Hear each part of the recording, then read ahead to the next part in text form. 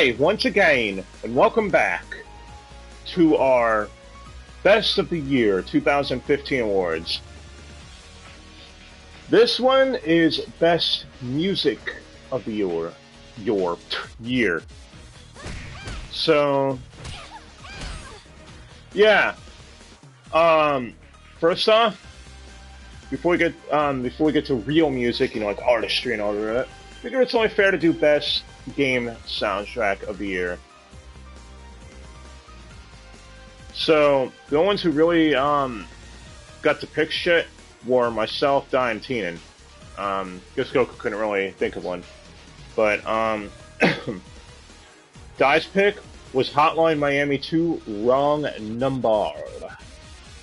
Haven't played that game yet, but he keeps saying it's really kick-ass soundtrack, so look it up later. Teenan's pick was The Witcher 3 Wild Hunt. Now, when he's been playing that, I've heard a couple of songs in the background type of thing, and yeah, it doesn't sound that bad.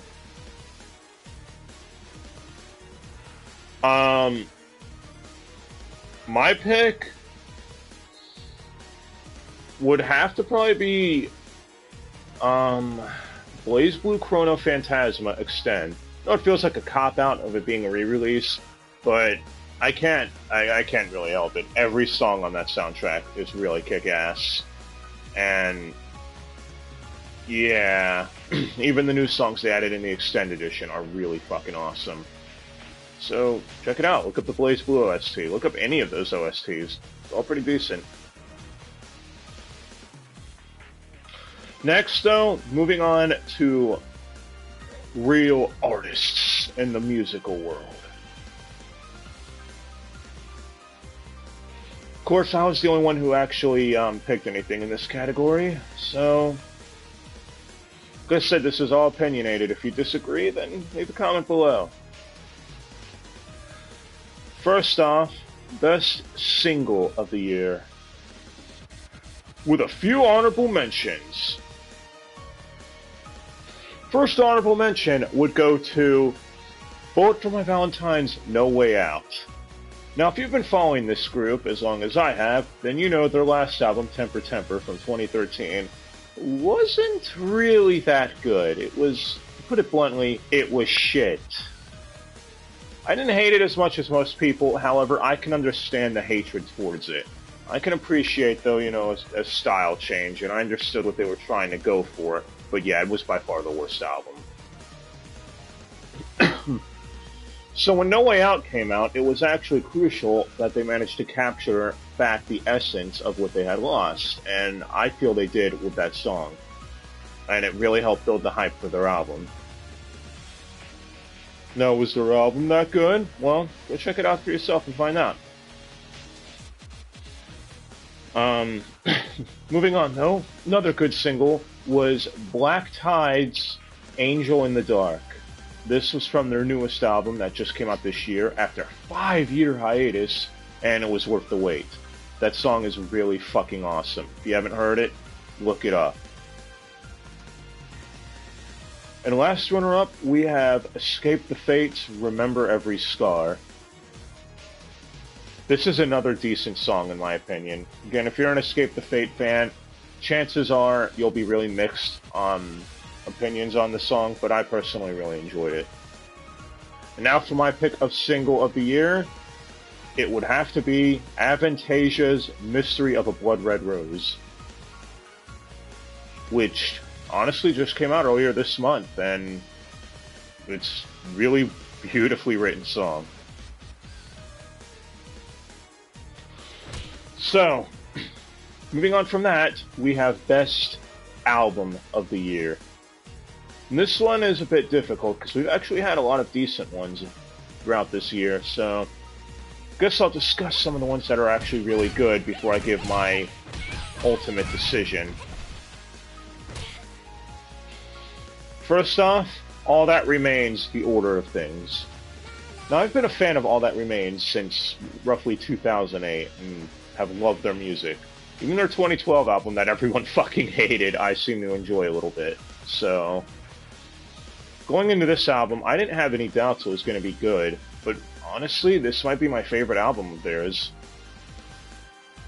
Every song on it I actually enjoyed, and you know, the lyricism in it I actually felt was a little well written. There are some songs that fall into the cliche category, but hey, kind of like that shit.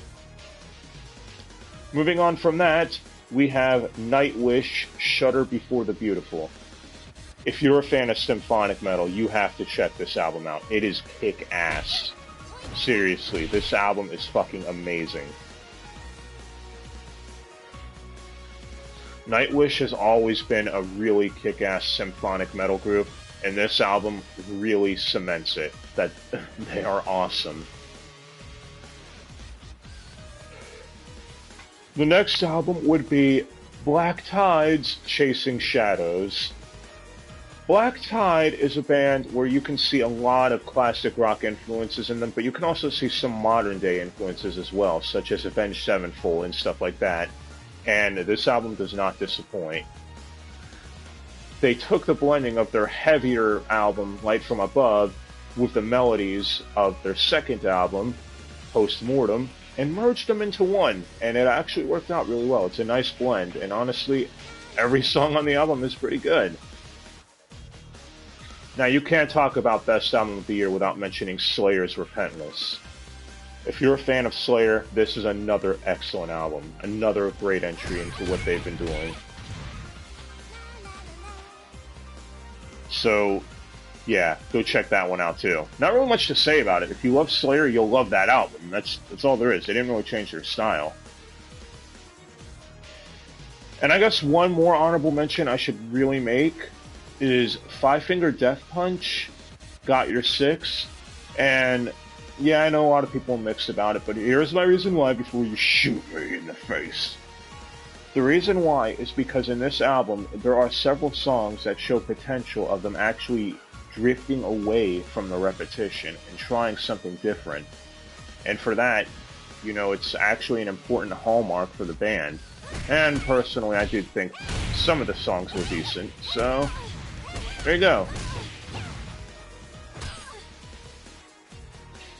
But my album of the year, my pick for best album of 2015 would have to be actually one I wasn't expecting. Falling in Reverse, Just Like You. If you don't know the history of Falling in Reverse, I'll give you a little rundown. You see, back in the day, Escape the Fate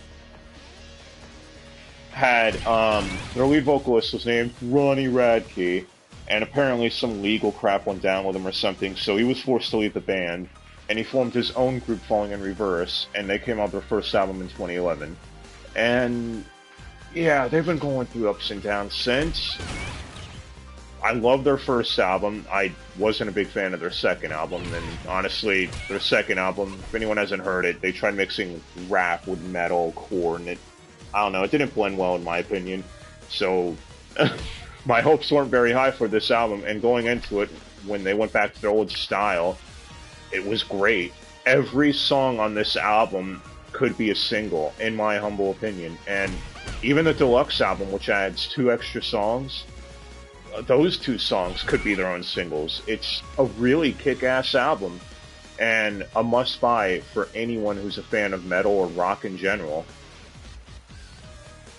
The lyrics and choruses are extremely catchy and memorable. The guitar riffs and solos are fucking awesome, proving their guitarist really knows what he's doing.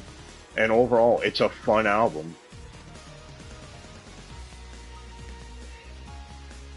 Now, one more honorable mention I should make before I forget, because I know there's certain friends of mine who would shoot me if I forgot it. I didn't forget about Iron Maiden's new album. The reason why I hadn't say it is because I haven't exactly listened to it yet. So, yes, you can't shoot me yet. Please, don't. Anyway. So, yeah, let me know what you think in the comments section. Do you agree with me? Do you disagree with me? Which I'm pretty sure a lot of people probably will. And if so, what are your favorite albums of the year, or singles? What's your favorite game soundtrack of the year? Any out there that stuck out to you? And overall, who's your favorite artist? Stuff like that. Please like, comment, subscribe. Until next time, guys, be on the lookout for more best of the year videos. Until next time, I'm Elvis X from the Empire X Gaming community.